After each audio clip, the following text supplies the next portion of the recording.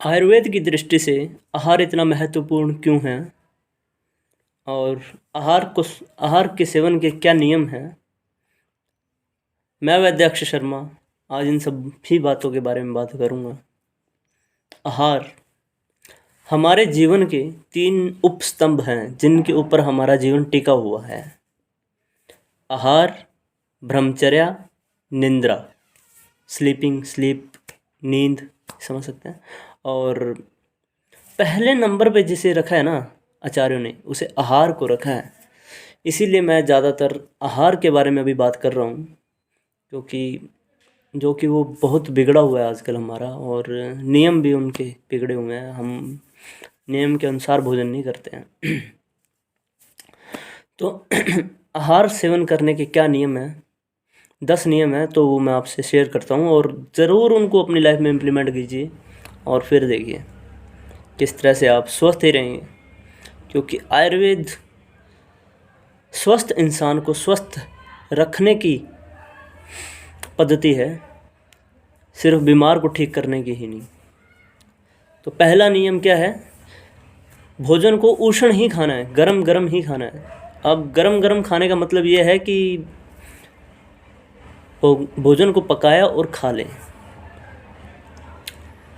अब कई लोग क्या करते हैं कि एक टाइम का भोजन बनने के बाद खा लेते हैं और कुछ बच जाता है उसे फ्रिज में रख देते हैं और फिर उसे पुनः जब दूसरी बार खाना होता है तो गर्म करके खाते हैं। तो ये गलत है।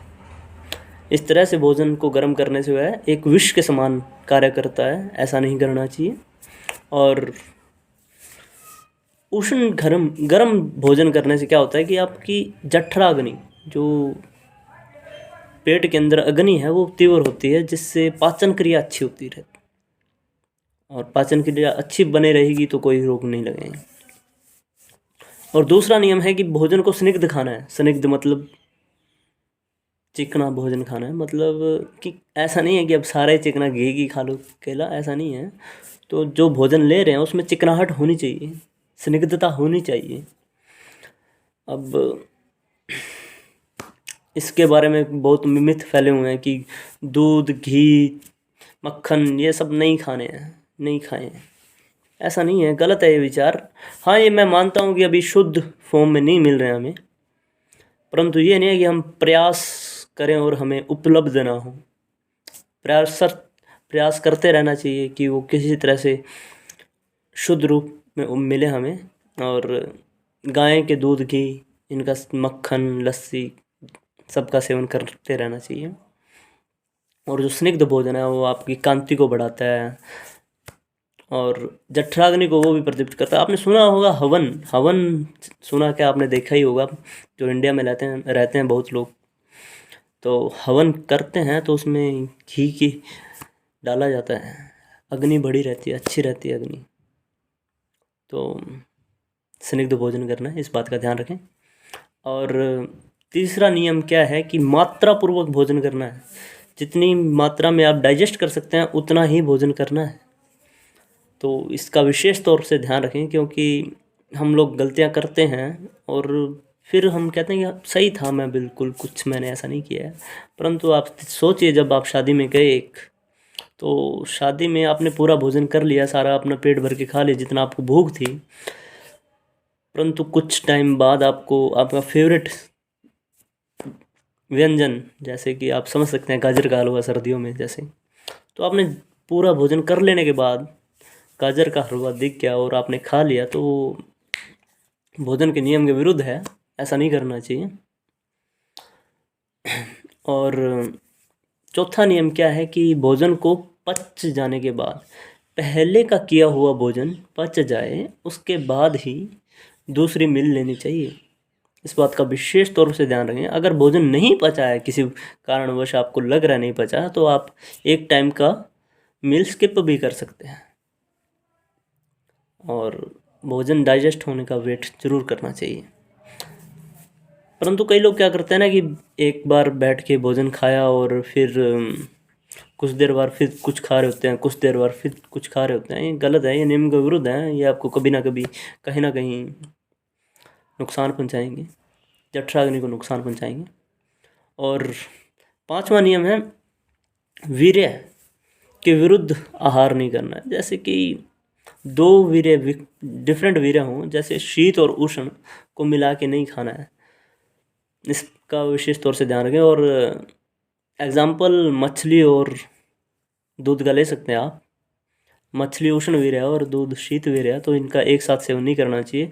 यही कारण है जो लोगों में कुष्ठ का कारण बनते हैं। कुष्ठ, नपुंसकता इनसे होती है। ध्यान रखें, बच के रहें। और छठा नियम है कि मन के अनुकूल के स्थान, मन का अनुकूल स्थान हो, मन को शांति हो, जहाँ मिले मन को शांति, उस जगह ही भोजन करें। जहाँ झगड़ा हुआ हो या फिर आप अभी झगड़ा करके आए हों, ऐसा ना करें। कि शांति से बैठ के भोजन करें। बिल्कुल आसन हो आपके आगे बिछा हुआ और उसके ऊपर रखें। कुछ ऊंचाई होनी चाहिए आसन की। थाली कुछ लेवल तक होनी चाहिए। आपको झुक के ना खाना पड़े, सीधे बैठे बैठे खाएं आराम से, ऐसा ध्यान रखें। और सातवां नियम है, बहुत जल्दी भोजन नहीं करना है, तेज़ी से भोजन नहीं करना है, तो वो भी डाइजेस्ट नहीं हो पाएगा अच्छे से और आपके आमाशय मतलब स्टमक में रुकेगा भी नहीं और जल्दी निकलता जाएगा। और भोजन को बहुत धीरे भी नहीं खाना है। बहुत धीरे भोजन करने के भी नुकसान है। ये बात तो सभी बोलते हैं कि भोजन को तेज़ी से मत खाओ, परंतु बहुत धीरे भी नहीं खाना है। बहुत धीरे खाने से भी भोजन के नुकसान होंगे। एक तो भोजन ठंडा हो जाएगा, ठंडा भोजन नहीं खाना है। आपको मैं विशेष तौर से कह रहा हूँ, इस बात का ध्यान रखें। आयुर्वेद में सिर्फ इस बात को भी बताया कि इतनी छोटी सी बात को, कि अब अगर आप खा रहे हैं तो वो ठंडा हो जाएगा, ज़्यादा देर पड़ा रहेगा, तो उसको भी नहीं सेवन करना है। परंतु लोग क्या करते हैं कि सुबह बना शाम को, ये सुबह बना दोपहर को, ऐसे बहुत कुछ चल रहा है। तो ऐसा ना करें, दोबारा गर्म करके भी ना खाएं। और नौवां नियम, नाइन्थ नियम क्या है कि बोलते हुए हंसते हुए भोजन का सेवन नहीं करना चाहिए। इससे भी उसी प्रकार की दिक्कतें आती हैं। जैसे हम तेज जल्दी भोजन करते हैं, उसी प्रकार की दिक्कतें हंसते बोलते हुए जब हम भोजन करते हैं तो होता है नुकसान। और सबसे अंतिम और सबसे इम्पोर्टेंट, अपनी आत्मा का विचार। क्या यह भोजन हमारी आत्मा के लिए अच्छा है, हमारे शरीर के लिए अच्छा है, इसका विचार करके ही भोजन का सेवन करें।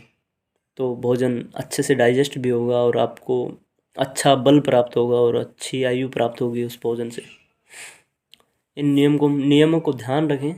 ज़मीन पर बैठ के भोजन करें, गर्मा गर्म भोजन खाएं। और बाकी नियम तो पहले भी मैं बता चुका हूँ, जिन्होंने मेरे वीडियोस देखे हैं, कि खुले बर्तन में बना कर खाएं। और इन सब चीज़ों के बारे में बताया है मैंने। धन्यवाद।